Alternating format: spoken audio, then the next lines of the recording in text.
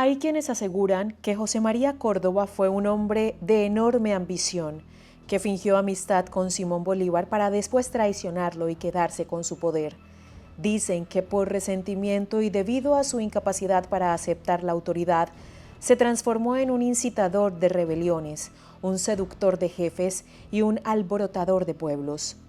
A la vez, hay otros que lo recuerdan como todo lo contrario, un líder valiente, un estratega brillante y un patriota dispuesto a morir por defender los principios de libertad y república. Para muchos, Córdoba fue el espanto de los opresores de la patria y el asombro de los republicanos, un héroe injustamente perseguido y el primer hombre que se atrevió a desafiar el poder en nombre de la democracia. Pero en lo que todos coinciden es en su reputación como militar. En el campo de batalla podía ser osado y tranquilo al mismo tiempo y era capaz de dirigir a sus hombres en medio del fuego con una audacia que lo hacía único. Por eso su nombre quedó grabado junto al de los grandes héroes de la independencia. Sin embargo, detrás de tanta gloria, hubo una historia de lealtad rota, ideales enfrentados y una amistad que terminó con un desenlace fatal. Las acciones que llevó a cabo en sus meses de vida condujeron a una pregunta clave. ¿José María Córdoba fue un traidor o, por el contrario, el último hombre libre de la Gran Colombia? Bienvenidos a mi canal, gracias por estar aquí. Mi nombre es Adriana Chilito y los invito a suscribirse al canal y conocer detalles sobre la historia de Colombia y el mundo. También me pueden seguir en mis redes sociales. Me encuentran en Instagram, Facebook, X y TikTok como @lachilito. Comenzamos.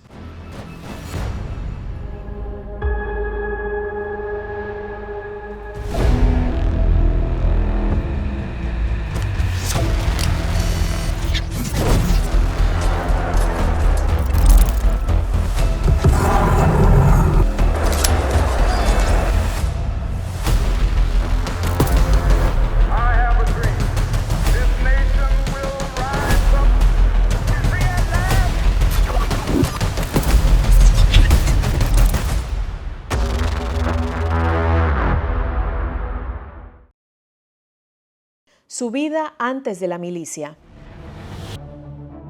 José María Córdoba nació el 8 de septiembre de 1799 en Concepción, un pequeño municipio localizado en la subregión oriente del departamento de Antioquia. El municipio posee una extensión de 167 kilómetros cuadrados.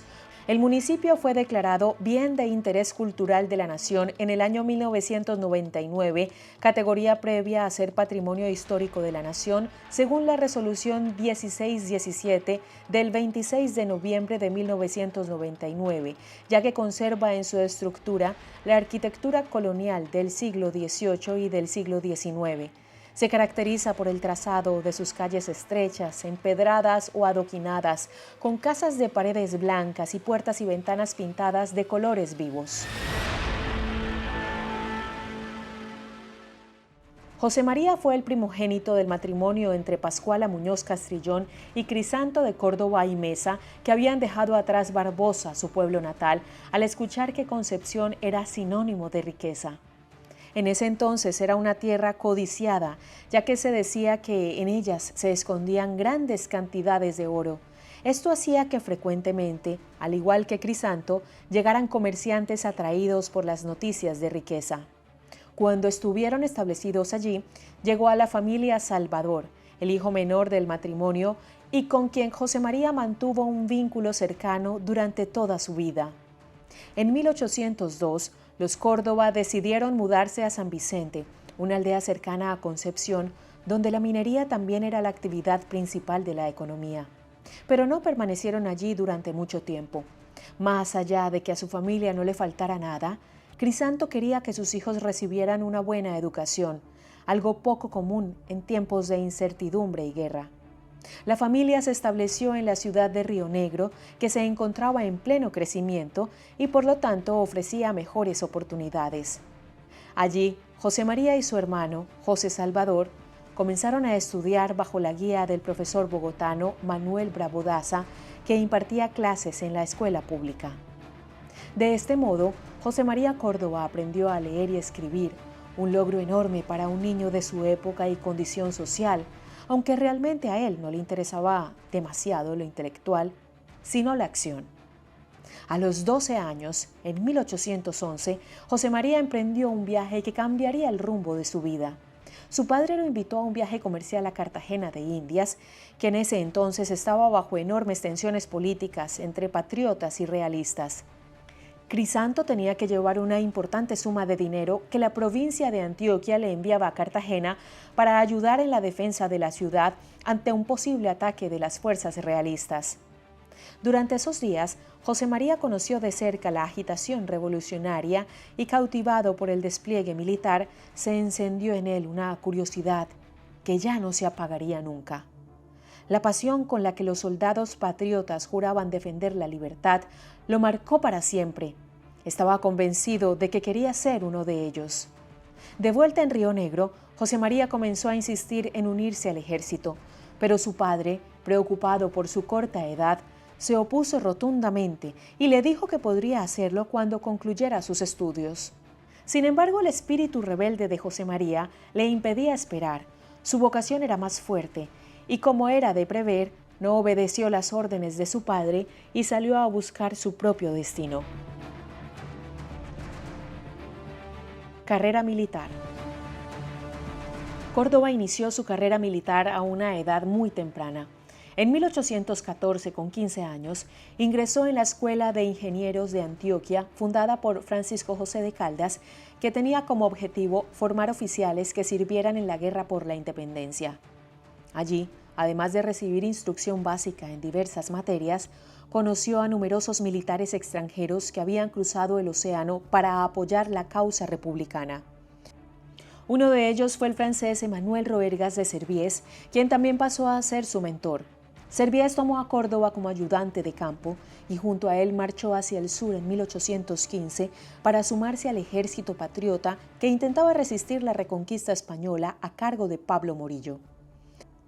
Algunos historiadores aseguran que su primera experiencia de combate fue en la batalla de Río Palo el 5 de julio de 1815, donde los patriotas se enfrentaron a las fuerzas realistas. Durante el enfrentamiento, Córdoba fue alcanzado por una bala que le atravesó el sombrero, dejándolo inconsciente por un largo rato. En los reportes oficiales llegó a ser dado por muerto, pero al despertarse no solo emocionó a sus compañeros, sino que también recibió un ascenso inmediato. Fue nombrado teniente efectivo en pleno campo de batalla. En los próximos años, Córdoba participó en numerosas operaciones militares en el sur del territorio y se integró a las tropas antioqueñas que marcharon con el Ejército Libertador. Fue en esta época también cuando entabló una amistad con Simón Bolívar, que en ese entonces parecía indestructible. Con apenas 20 años, formó parte de las fuerzas que participaron en la campaña libertadora que concluyó con la batalla de Boyacá el 7 de agosto de 1819. La victoria no solo selló la independencia definitiva de la Gran Colombia, sino que además consolidó a Córdoba como un oficial destacado dentro del ejército patriota. Ese mismo año, Bolívar lo designó como gobernador de Antioquia. Él asumió la autoridad militar, mientras que José Manuel Restrepo se ocupó de cuestiones administrativas tras ser nombrado como gobernador civil. Desde su nuevo puesto, Córdoba dirigió la campaña contra los restos del poder realista que aún se mantenían activos en la región. Fue así que el 12 de febrero de 1820, tras encabezar la batalla de Chorros Blancos, obtuvo una nueva victoria. Las fuerzas realistas intentaban apoderarse de Bogotá y abrir una vía desde Cartagena hasta Quito y Lima, pero Córdoba no solo los detuvo, sino que eliminó por completo la presencia militar española en la provincia. En Antioquia su nombre era sinónimo de respeto y honor, y su carrera militar no paraba de crecer, lo que hizo que fuera convocado a participar en campañas fuera de su región. En 1822, bajo las órdenes de Antonio José de Sucre, formó parte de la batalla de Pichincha, que se libró el 24 de mayo cerca de Quito. En esa acción, las fuerzas republicanas derrotaron al ejército realista y aseguraron la independencia del actual Ecuador. Sus logros en la campaña del sur posteriormente lo llevaron a Perú. En 1824, Sucre le confió el mando de la Segunda División Colombiana del Ejército Libertador, con la cual Córdoba participó en la batalla de Ayacucho. El triunfo de esta era decisivo para declarar la independencia del continente. Gracias a la estratégica intervención de Córdoba, aquel 9 de diciembre de 1824, el ejército republicano venció a las fuerzas realistas y declaró el fin del dominio español en Sudamérica. El triunfo, además de ser motivo de celebración para las fuerzas lideradas por Bolívar, consagró a Córdoba como uno de los oficiales más destacados de la guerra y lo convirtió en una leyenda de la historia, por la cual comenzó a ser conocido como el héroe de Ayacucho. En toda esta etapa de su vida, Córdoba mantuvo una relación estrecha con Bolívar. Incluso existen documentos y correspondencia que ambos se enviaban y demuestra que tenían entre sí un trato de respeto, confianza y cercanía. Córdoba sentía una profunda admiración por Bolívar y acataba cada orden del líder como si proviniera del cielo. Bolívar, por su parte, le tenía gran estima porque lo consideraba un oficial eficiente y audaz, pero sobre todo leal. Una imagen que, en ambos casos, cambió hacia el final de la década frente a la crisis que atravesó la República. Rebelión contra Bolívar. En 1828, Bolívar tomó una serie de decisiones unilaterales que despertaron el descontento de la población y de varios de los que lo habían seguido en su afán por liberar el territorio del yugo español. El 27 de agosto de ese año, firmó el decreto orgánico de la dictadura con el que abolió la vicepresidencia de la República y se declaró dictador de la Gran Colombia. Esta medida, según el propio Bolívar, buscaba preservar la unidad del territorio frente a los conflictos internos. Sin embargo, el gesto fue interpretado por muchos no solo como un modelo de autoritarismo, sino como un grave incumplimiento de la Constitución de Cúcuta, la cual se había firmado en 1821 y establecía a la Gran Colombia como una república libre. Entre quienes manifestaron su desacuerdo con esta decisión estuvo el general José María Córdoba, quien, aunque expresó su descontento, aún conservaba respeto por Bolívar y lo defendió poco después cuando José María Obando y José Hilario López intentaron alzarse contra su gobierno. Ese episodio ocurrido en Pasto lo colocó nuevamente del lado del conocido como Libertador, pero en su interior, Córdoba sabía que aquella sería la última vez. Posteriormente pidió permiso para regresar a Antioquia a visitar a su familia, pero nadie imaginó que el verdadero motivo era la planificación de su propio levantamiento, el cual marcaría su ruptura definitiva con el proyecto bolivariano. El quiebre definitivo entre ambos líderes se produjo en 1829. El 21 de septiembre de ese año, Córdoba le escribió una carta a Bolívar en la que expresó sus reparos ante las medidas del gobierno y anunció su decisión de oponerse a lo que él consideraba un atentado contra el orden republicano. En el texto, Córdoba mencionaba que a pesar del afecto y la admiración que sentía, debía pelear por sus ideales. Córdoba le escribió a Simón Bolívar indicándole que no estaba dispuesto a traicionar sus juramentos ni faltar a su deber. Le recordó: todos hemos jurado sostener la libertad de la República bajo un gobierno popular, representativo, alternativo y electivo, cuyos magistrados deben ser todos responsables. Y sin renunciar al honor, no podríamos prestar nuestra aquiescencia a la continuación de un gobierno absoluto, ni al establecimiento de una monarquía, sea cual fuere el nombre de su monarca. En respuesta a dicha insurrección, en Bogotá se organizó un ejército de 800 hombres del batallón Rifles, con varios oficiales extranjeros como Carlos Luis Castelli, al mando del general de brigada irlandés Daniel Florencio O'Leary. Córdoba, establecido en Antioquia, comenzó a organizar un ejército de voluntarios dispuestos a defender los principios de república por encima de los intereses personales del libertador. Bolívar reaccionó con sorpresa ante la noticia. Córdoba había sido uno de los oficiales más leales, pero aún así no iba a permitir la insurrección. La tensión entre ambos se transformó en un conflicto abierto que en poco tiempo daría lugar a una confrontación armada. hasta las últimas consecuencias.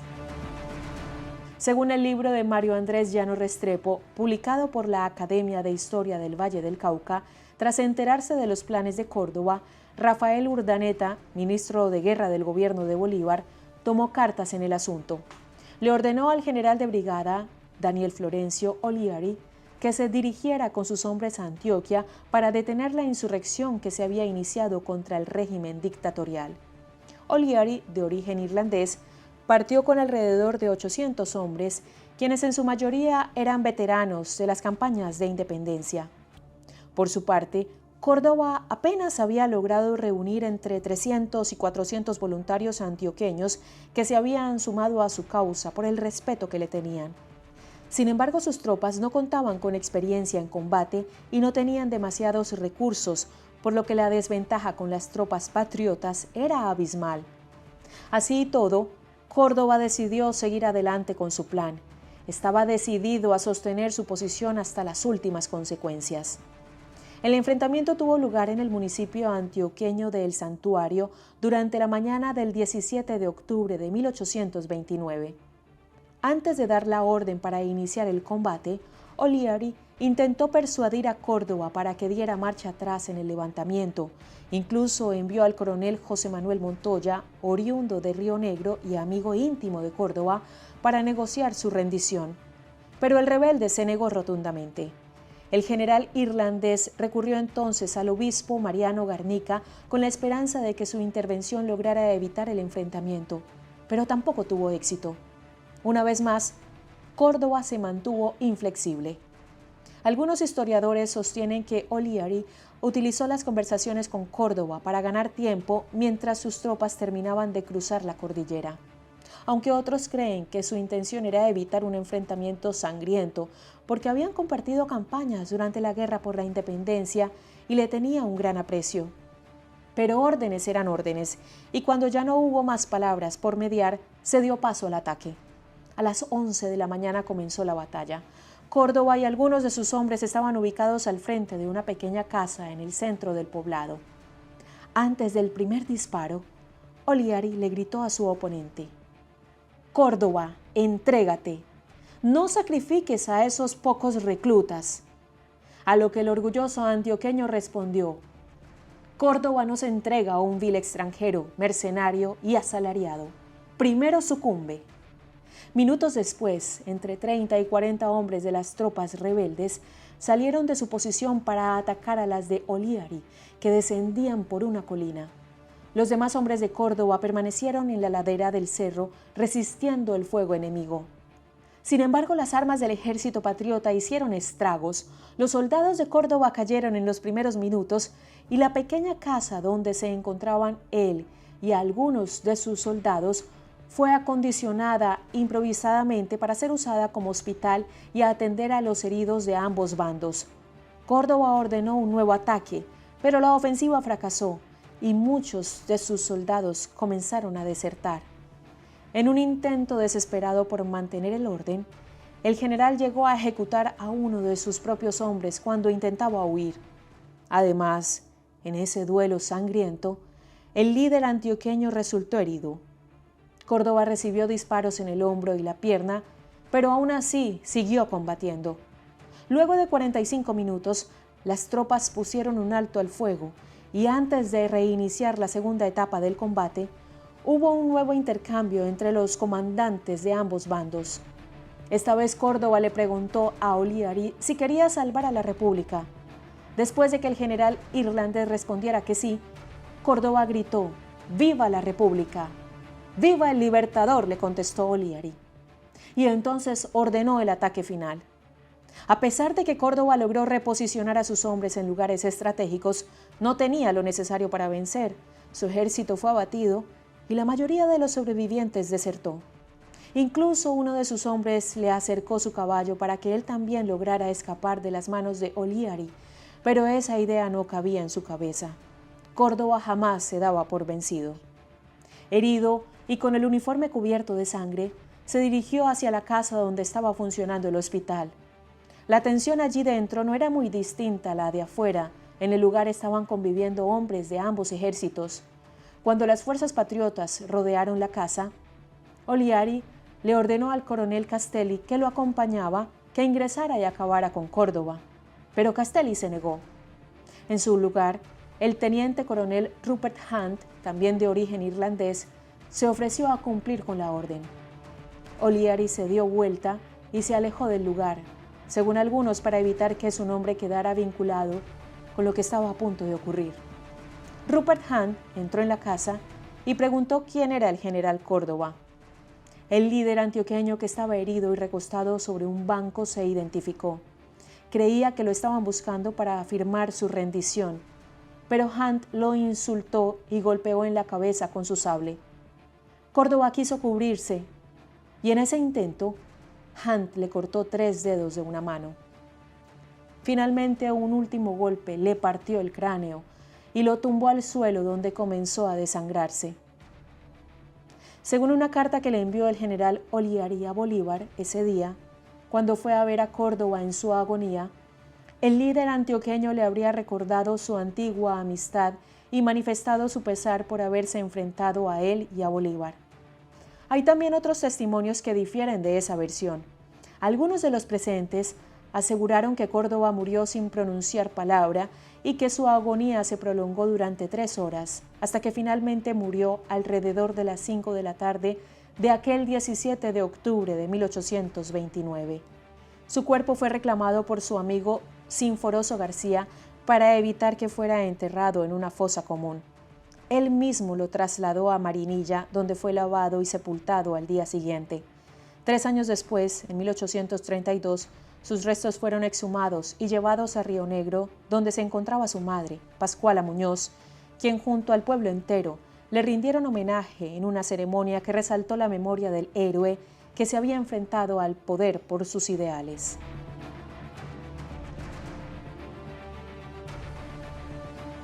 Cierre. Aún en la actualidad, nadie puede responder con certeza por qué José María Córdoba fue ejecutado de esa manera. Aunque su muerte ocurrió durante un enfrentamiento militar, muchos sostienen que fue víctima de un asesinato por encargo, pero nadie supo decir quién lo ordenó. Algunas versiones aseguran que el ministro de Guerra, Rafael Urdaneta, habría ordenado al general Oliari que lo capturara y no lo dejara con vida, y que a su vez éste habría delegado la ejecución al teniente coronel Rupert Hunt. Sin embargo, esto abre una nueva pregunta. ¿Por qué Urdaneta mandó a matar a Córdoba? ¿Lo haría por cuenta propia o estaba cumpliendo con una orden del propio Bolívar? Las teorías son incontables. De hecho, hasta se llegó a decir que el Libertador lo habría mandado a matar no solo por oponerse a su forma de gobernar, sino también porque Córdoba habría intentado conquistar a Manuela Sáenz, su amante. Lo cierto es que, a más de 200 años de su muerte, Córdoba sigue siendo recordado como un prócer fundamental de la independencia colombiana, que además de morir joven por ser fiel a sus principios, representa el dilema entre la obediencia y la conciencia, y entre la lealtad al líder y a los ideales. Su nombre sigue siendo símbolo de la resistencia y del precio a pagar que implica sostener las convicciones hasta las últimas consecuencias. Homenajes. Los homenajes a José María Córdoba incluyen el Panteón de la Colina en Río Negro, donde reposan sus restos. En este lugar se han realizado eventos conmemorativos en su honor. La Escuela Militar de Cadetes General José María Córdoba, ESMIC, es la institución militar en donde reciben formación y capacitación los futuros oficiales del Ejército Nacional de Colombia. También es una institución de educación superior en donde los cadetes en formación realizan estudios universitarios de pregrado en diversas disciplinas. Se encuentra ubicada en la calle 80 con avenida Suba, en el noroccidente de la ciudad de Bogotá, la capital. El municipio del Santuario en Antioquia tiene un busto en honor al general. En este busto se han realizado ceremonias para rendirle homenaje en el aniversario de su muerte.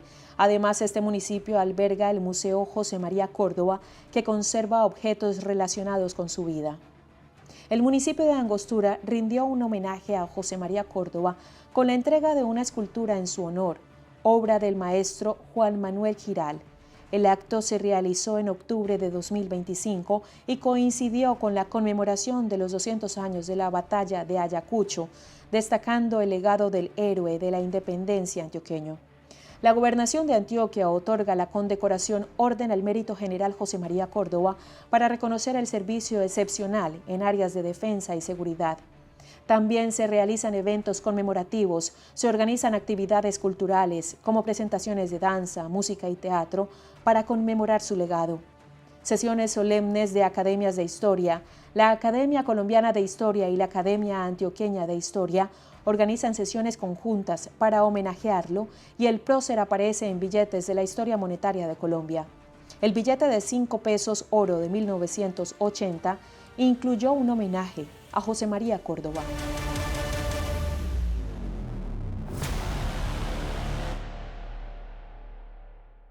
Gracias por llegar hasta el final del video y conocer estas biografías de importantes personajes que han marcado la historia de Colombia. Si les gusta este contenido, se pueden suscribir a mi canal y activar la campanita de notificaciones. De esta manera YouTube les avisará cuando suba un nuevo video. También me pueden seguir en mis redes sociales. Me encuentran en Instagram, Facebook, X y TikTok como @lachilito. Le envío un saludo muy especial a los suscriptores por acompañarme cada semana y a los miembros por el apoyo incondicional con mi canal y mi equipo. Hoy vamos a saludar a Luis Ríos, nuestro más reciente miembro en el canal. Luis, gracias por tu gran apoyo. Los quiero mucho a todos y les deseo una feliz semana. Nos vemos en un próximo video. Hasta pronto.